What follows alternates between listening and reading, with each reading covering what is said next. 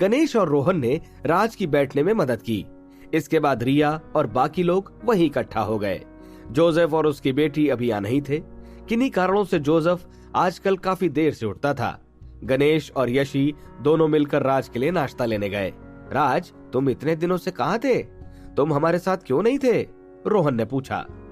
इतना जल्दी जल्दी मत बोलो, थोड़ा धीमे बोलो। मेरे कान और दिमाग में सन्नाटा फैला है। मुझे तुम्हारे शब्द साफ सुनने में काफी दिक्कत आ रही है। असल में मेरी किस्मत अच्छी थी। जब जहाज क्रैश हुआ तो मैं समुद्र में गिर गया था। तभी मेरे एक दोस्त ने वहां आकर मुझे बचा लिया। इसके बाद मैं अपने दोस्त के साथ वापस लौट गया।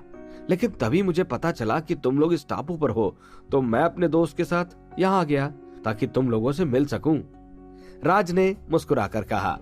नाश्ते में सब कुछ राज की पसंद का ही था, लेकिन खाने को मुंह तक ले जाने में राज के हाथ कांप रहे थे। राज, इस बख्तर के पीछे की क्या कहानी है? रिया ने पूछा। यह भी मेरे एक दोस्त ने मुझे तोहफे में दिया है, राज ने जवाब दिया। नाश्ता करते हुए गणेश, रोहन और बाकी लोगों ने राज से कुछ सवाल और भी पूछे। राज को सुरक्षित देखकर रोहन और गणेश की जान में जान वापस आ गई थी। राज ने अपना नाश्ता बड़ी मुश्किल से जारी रखा। इस दौरान गणेश और बाकी लोग उसे पढ़ाई के दौरान हुई चीजों के बारे में बताते रहे। इतने में ही राज ने पीछे मुड़कर बिजनेस वुमन की तरफ देखा। उसके गले में लटके मोती पर राज की नजरें थम गई थी, क्योंकि उसमें से राज को हल्की मात्रा में आत्मीय ऊर्जा महसूस हो रही थी। क्या तुम इसे देख रहे हो? बिजनेस वुमन ने पूछा। उसे राज का इस तरह घूरना अजीब लग रहा था। राज को देखकर उसे ऐसा महसूस हो रहा था जैसे राज ने कभी उसकी जान बचाई हो और वो पूरी तरह से राज पर भरोसा कर सकती हो। हाँ, मुझे इस मोती में कुछ अजीब लग रहा है, राज ने सिर हिलाकर कहा। यह मोती आत्मा पत्थर नहीं था। इसके बावजूद भी उसमें से आत्मीय ऊर्जा के साथ साथ जानवर की ताकत का एहसास भी हो रहा था। लेकिन आखिर ये क्या चीज थी, इसके बारे में राज को कोई आइडिया नहीं था। लेकिन आत्मीय ऊर्जा की मौजूदगी में ये चीज एक जादुई खजाना थी, इतना राज को यकीन था। अगर ये वाकई जादुई खजाना है तो सीनियर तिलिस्मक की नजर इस पर अभी तक क्यों नहीं गई? वो तो लंबे समय से इन लोगों के साथ है। फिर ऐसा हो ही नहीं सकता कि उन्होंने अभी तक इसे देखा ना हो। शायद ये उनके किसी काम का नहीं होगा। राज ने मनी मन सोचा और उसके अंदर इस मोती को पाने की ख्वाहिश जाग उठी। असल में मुझे भी नहीं मालूम कि ये चीज कहां से आई। जहाज क्रैश होने के पहले तक ये मेरे गले में नहीं थी, लेकिन जब मैं इस टापू पर उठी तो ये मोती मेरी जेब में रखा था, बिजनेस वुमन ने कहा। इसके बाद उसने मोती उतारा और राज की तरफ फेंक दिया। राज को इसकी जरा भी उम्मीद नहीं थी। ये तुम्हारे लिए एक तोहफा है, बिजनेस वुमन ने कहा। ऐसा उसने इसलिए किया क्योंकि कहीं ना कहीं उसे लग रहा था जैसे राज का उस पर कोई एहसान था। शुक्रिया मोहतरमा, ये बात बिल्कुल सच है कि मुझे ये मोती काफी पसंद आया था, लेकिन ये काफी कीमती चीज है। मैं इसे यूं ही नहीं ले सकता।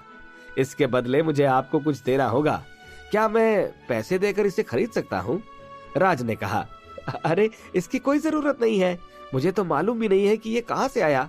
तुम इसे ऐसे ही रख सकते हो, बिजनेस वुमन ने मुस्कुराकर कहा। लेकिन ये काफी कीमती लगता है। भले ही मुझे भी नहीं मालूम कि ये असल में क्या चीज है, लेकिन मैं इतना जरूर कह सकता हूँ कि इसकी कीमत आपकी सोच से भी बढ़कर है, राज ने कहा। इसके बाद राज ने अपने कपड़ों में हाथ डालकर पर्स में से काफी सारे पैसे निकाले। पहले तो राज लावण्या नाम की इस बिजनेस वुमन को कुछ और देकर ये लेन देन करना चाहता था, क्योंकि हर चीज में पैसे घुसाना कोई अच्छी बात नहीं थी। हालांकि राज के पास लावण्या के काम की फिलहाल कोई दूसरी चीज नहीं थी। थोड़ी देर सोचने के बाद राज को जब कुछ समझ नहीं आया तो उसे पैसों का इस्तेमाल करना ही बेहतर लगा।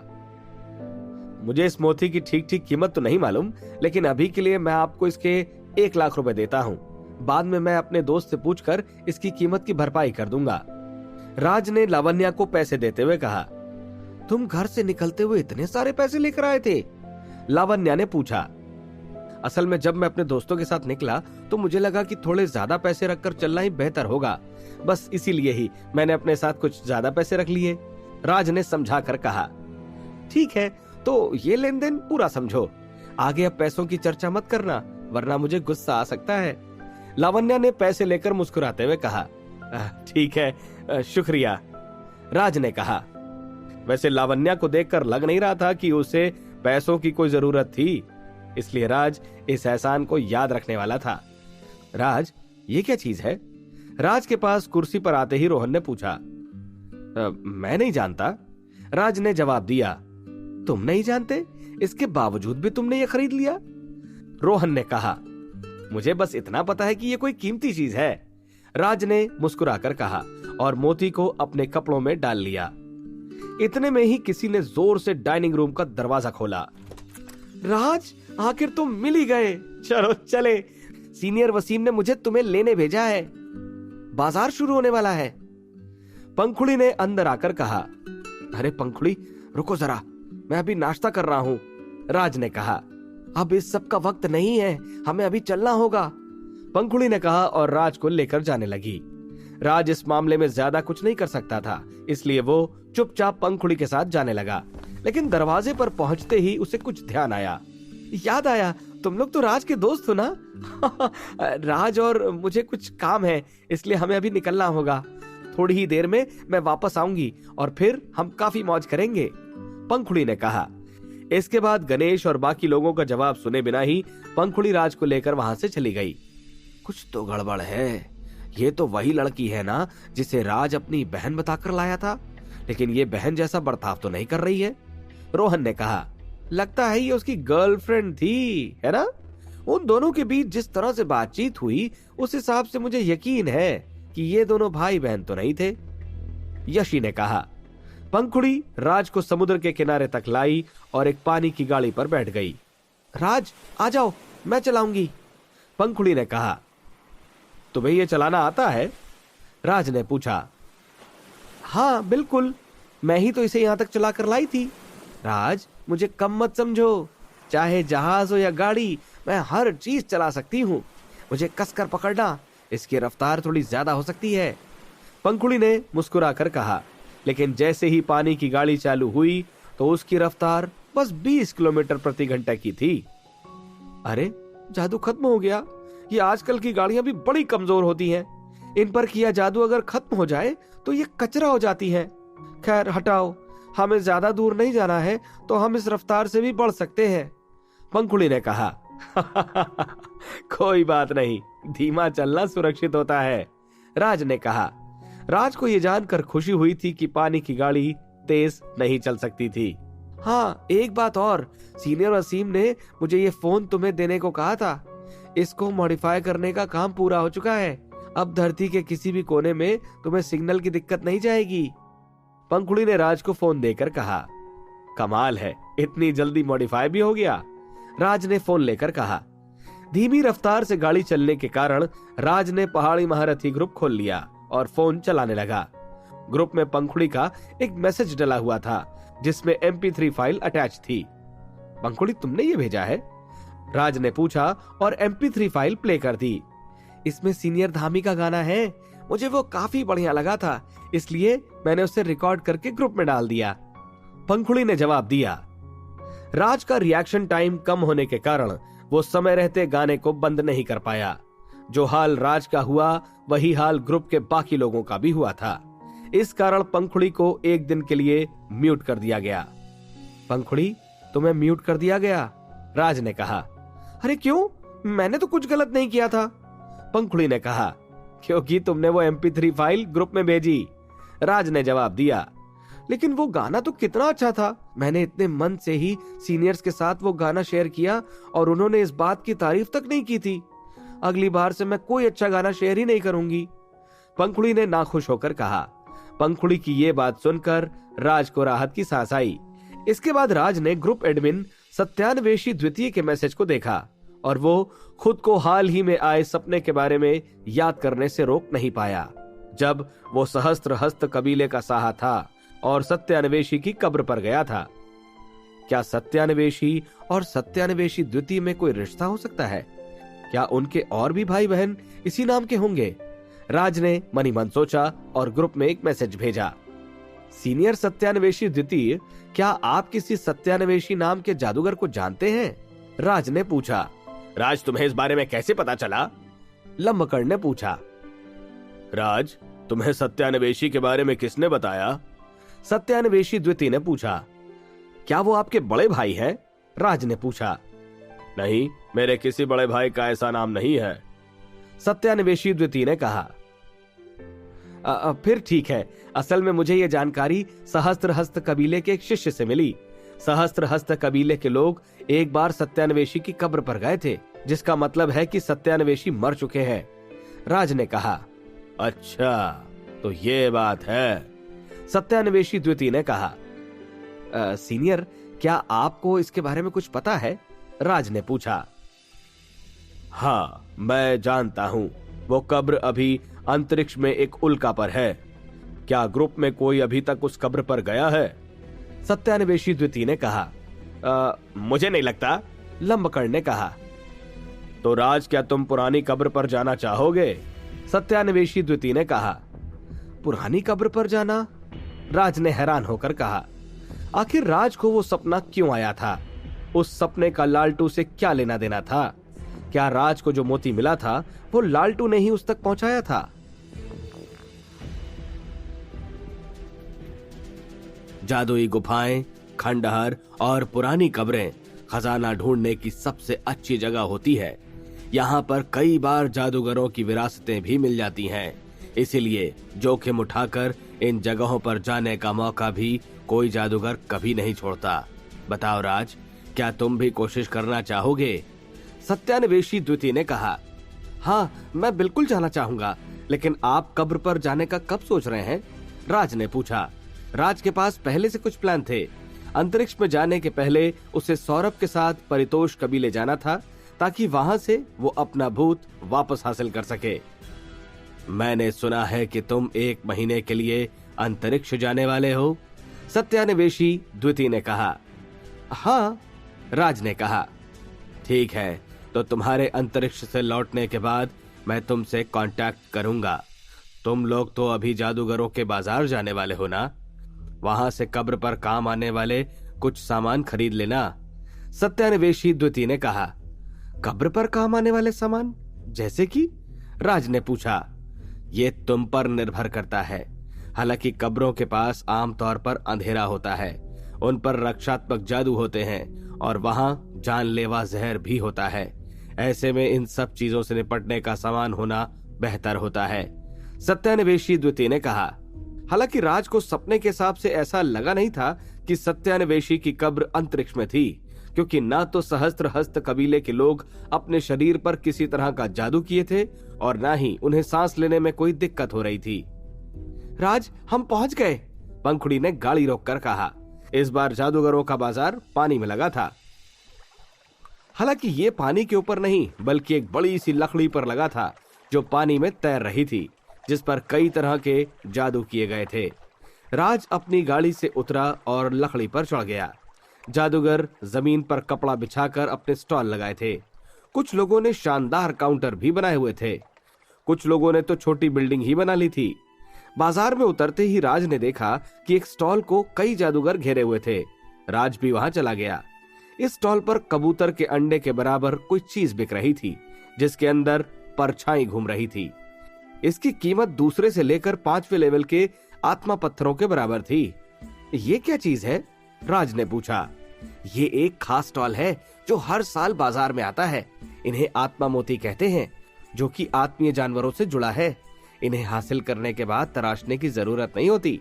क्वालिटी के हिसाब से सभी पत्थरों का असर अलग अलग होता है। इसकी मदद से असली कुंडलिनी या आत्मीय ऊर्जा बढ़ाई जा सकती है और जादुई दवाइयों की ही तरह इसका इस्तेमाल प्रैक्टिस के दौरान भी किया जाता है। जो कबीले आत्मीय जानवर पालते हैं उन्हें हर साल ऐसे कई मोती मिल जाते हैं। हालांकि एक रैंक के सभी आत्मा मोती एक जैसे ही दिखते हैं और इन्हें खाए बगैर इनकी ताकत का अंदाजा लगाना कठिन होता है, पंखुड़ी ने भीड़ में से निकलकर कहा। इसका मतलब इनका असर पूरी तरह से किस्मत के भरोसे होता है, राज ने कहा। हाँ, ठीक ऐसा ही। हालांकि ये ज्यादा महंगे नहीं होते, इसलिए हर साल कई लोग इन्हें खरीदते हैं। इसके अलावा इनका स्वाद भी अच्छा होता है, पंखुड़ी ने मुस्कुराकर कहा और अपने चौथे लेवल के 10 आत्मा पत्थर देकर चौथे लेवल के 10 आत्मा मोती और दूसरे लेवल के 4 आत्मा पत्थर देकर दूसरे लेवल के 4 आत्मा मोती खरीद लिए। राज, इन्हें खाकर देखो, इनका स्वाद वाकई कमाल का होता है। पंखुड़ी ने दूसरे लेवल के मोती राज को देते हुए कहा। राज ने मोती को देखा और उसे खाया। उसका स्वाद वाकई अच्छा था। उसे ऐसा लग रहा था जैसे वो चॉकलेट खा रहा हो। उसे गटकने के साथ ही राज की असली कुंडलिनी बढ़ गई। अगर ये स्टॉल किस्मत के भरोसे चलता है, ऐसे में अगर सीनियर वसीम यहाँ आए तो उन्हें यहाँ से कुछ न कुछ कमाल का जरूर मिलेगा, है ना? राज ने कहा। हाँ, लेकिन मुझे इनका स्वाद पसंद नहीं है।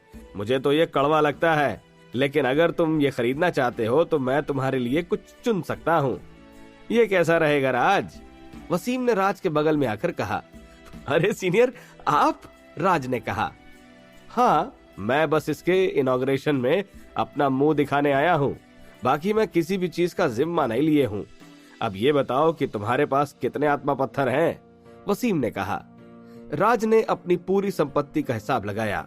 उसके पास 3 वसीम के दिए आत्मा पत्थर, 2 कालेमी कौम के मिले आत्मा पत्थर और 10 साहा की गुफा में मिले आत्मा पत्थर थे। बस इतने ही? इसके अलावा तुम्हारे पास आत्मा पत्थर नहीं है? वसीम ने पूछा। नहीं, राज ने जवाब दिया। राज, तुम वाकई गरीब हो, है ना? वसीम ने कहा। हालांकि पिछले 2 दिनों में ही राज को ये पत्थर मिले थे। इसके पहले तक वो जानता भी नहीं था कि आत्मा पत्थर नाम की कोई चीज भी होती है। वैसे भी उसे जादूगर बने वक्त ही कितना हुआ था। चौथे लेवल के 3 आत्मा पत्थर, तीसरे लेवल के 10 आत्मा पत्थर और दूसरे लेवल के 2 आत्मा पत्थर। इनसे दूसरे लेवल के 402 आत्मा मोती दे दो। वसीम ने स्टॉल वाले को मोती देकर कहा। आप पूरे आत्मा पत्थर खर्च कर रहे हैं? राज ने पूछा। राज जादूगरों के इस बाजार को और देखना चाहता था, लेकिन उसके सारे आत्मा पत्थर पहली दुकान पर ही खर्च होने जा रहे थे। इन्हें रखकर कोई फायदा नहीं होने वाला। इसके अलावा दूसरे लेवल पर आत्मा पत्थरों के इस्तेमाल से दिक्कत भी हो सकती है। इससे बेहतर यही होगा कि तुम आत्मा मोती खाओ। इसका स्वाद इतना भी बुरा नहीं है और इससे तुम्हारा पेट भी भरेगा। जब तुम अंतरिक्ष जाओगे और भूख मिटाने की गोली खाकर बोर हो जाओगे, तब ये तुम्हारे बहुत काम आएगा, वसीम ने कहा। इसके बाद वसीम ने एक बास्केट में दूसरे लेवल के आत्मा मोती रखने चालू किए। थोड़ी ही देर में बास्केट पूरी भर गई। ये रहे 402 मोती। जब भी मन करे इन्हें खाते रहना। पूरे मोती खाने के बाद तुम्हारे अमृत कलश में 1% असली कुंडलिनी बढ़ जाएगी। वसीम ने बास्केट राज को देते हुए कहा। इतने सारे मोती खाने के बाद बस 1% असली कुंडलिनी बढ़ेगी? राज ने बड़बड़ाकर कहा। तुम्हें तो खुश होना चाहिए। अगर तुम सीधा आत्मा पत्थरों का इस्तेमाल करते हो तो तुम्हें बस 0.1% असली कुंडलिनी का इजाफा ही मिलता, वसीम ने कहा। इसके बाद वसीम पंखुड़ी के पीछे पीछे बाजार के और अंदर चला गया।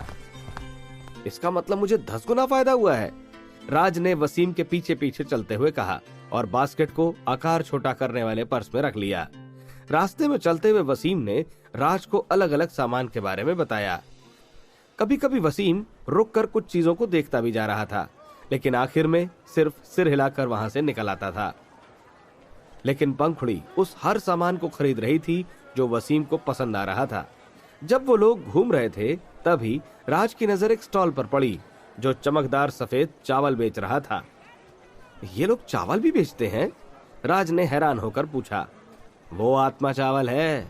असल में ये आम चावल ही है, बस उसे उगाने में आत्मीय झरने के पानी का इस्तेमाल हुआ है।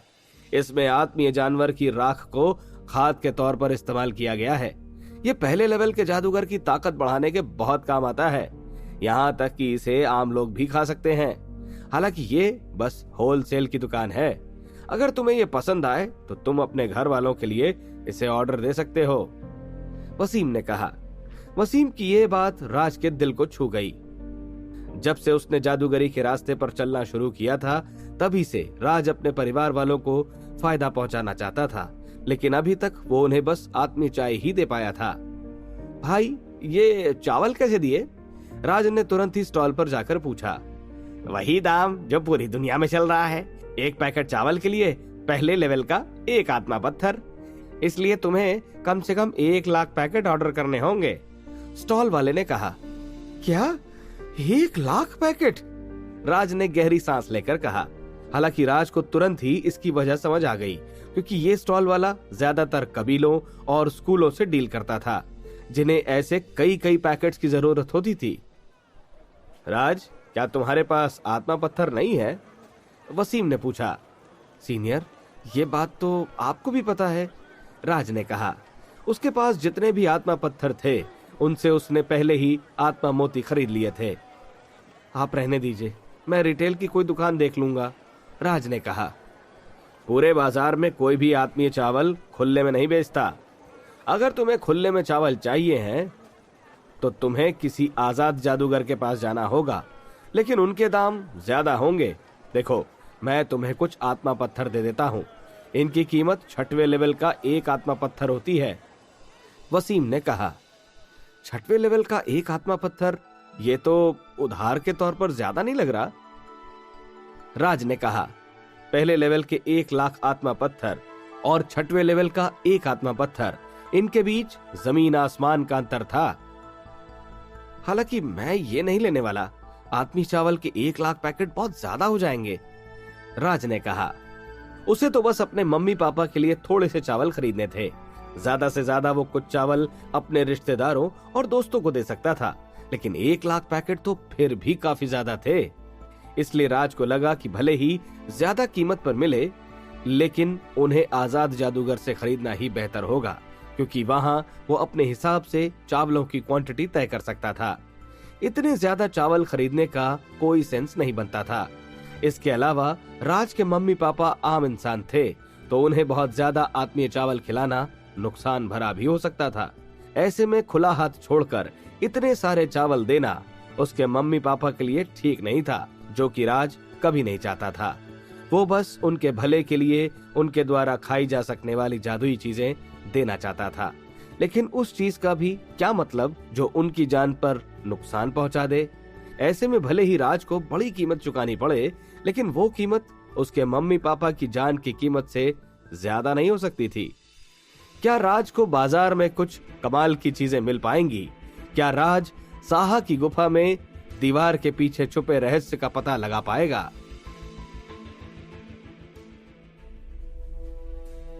राज जानता था कि उसके परिवार के हिसाब से महीने भर के लिए उसको 1 पैकेट चावल काफी होंगे, जिसका मतलब 1 लाख पैकेट 1 लाख महीनों तक चलते, जो कि करीब 8000 साल का वक्त होता है।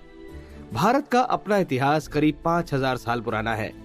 इसका मतलब अगर भारत के शुरुआती दिनों से भी राज का परिवार इन चावलों को खाना शुरू करता, तो भी चावल बचे रह जाते। इस हिसाब से इतने चावलों को खत्म करने के लिए कई कई जन्म लेने की जरूरत थी। जब दुकानदार ने देखा कि राज 1 लाख पैकेट की बात सुनकर डर गया था, तो उसने नई स्कीम बताने का मन बनाया। भाई, सीनियर वसीम की खातिर मैं तुम्हारे लिए पैकेट की संख्या कम कर देता हूँ, स्टॉल मालिक ने कहा। आमतौर पर यह दुकानदार एक बार में 1 लाख पैकेट ही बेचता था, क्योंकि वो छोटे सौदों से छोटा मुनाफा नहीं कमाना चाहता था। हालांकि उसे कभी कभी इस बात का भी ध्यान रखना होता था कि वो किससे सौदा कर रहा है। अभी उसके सामने वसीम खड़ा था।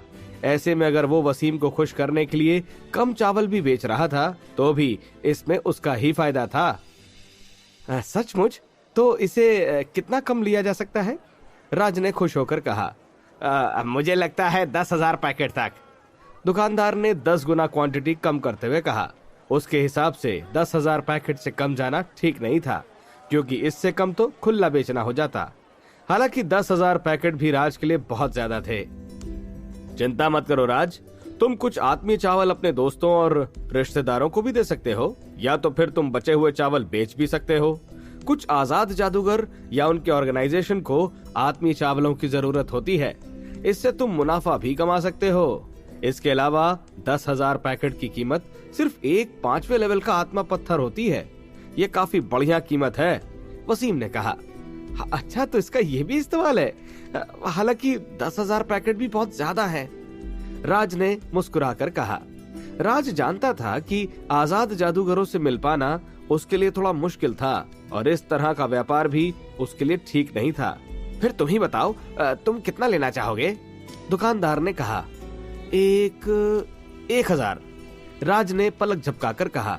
असल में तो राज 100 कहना चाहता था, लेकिन दुकानदार का चेहरा देखकर उसने एक जीरो और जोड़ना बेहतर समझा।